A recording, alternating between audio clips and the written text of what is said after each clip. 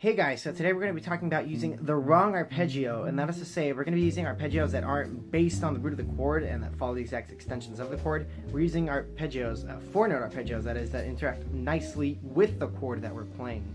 And the chords that we are going to be playing are the first 4 or 5 chords from Days, Wine, and Roses, and that's going to be an F major.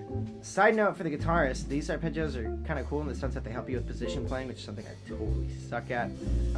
The position, I think it's 5th position. That is, we get frets 5 through 8 for our 4 fingers, and we have the leeway to scooch over to the 4th fret or the 9th fret. That's a 6 fret system that Ron Eschete taught me. Keep picking and grinning. Thanks, Ron.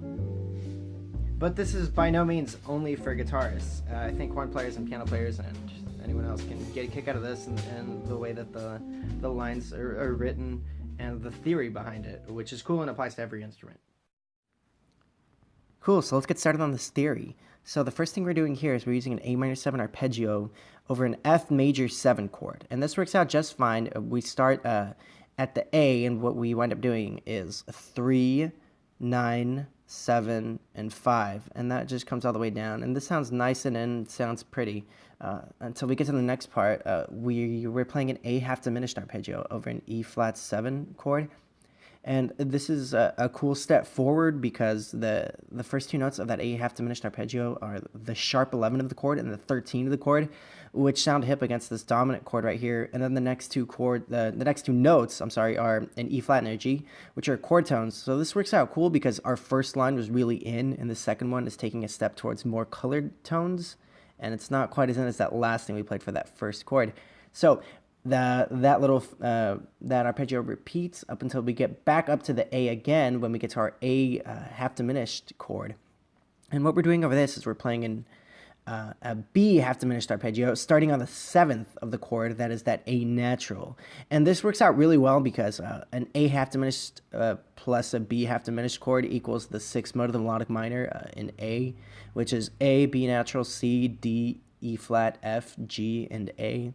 And that's probably the most common scale, I would say, used over the half diminished chords. And really what we're doing is we're just using the color notes from that scale.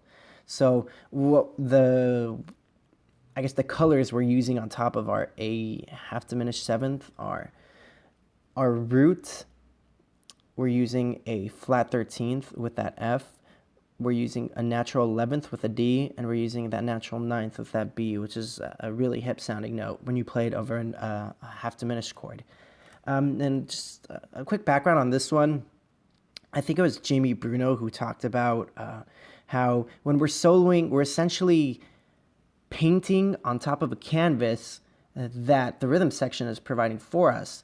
And that's not to say that you shouldn't do chord tones because I mean that's home base, you know. But when you do strictly chord tones, then you're sort of painting on top of this white canvas with white, because chord tones are probably something that your rhythm section has already given your audience.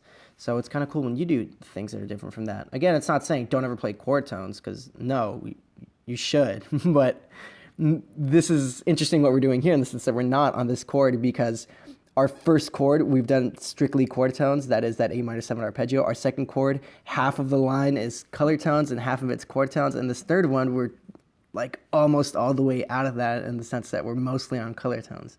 And then this next one is really just kind of a callback to my first video, using that A flat major 7 flat 5 or sharp 11, what have you, arpeggio. And that points really well at our G minor. And I just used an A and a D right there because power chord and fifths and punk rock and jazz. Cool.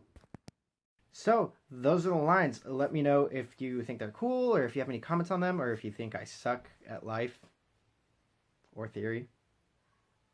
Anyways, yeah. Catch you guys later.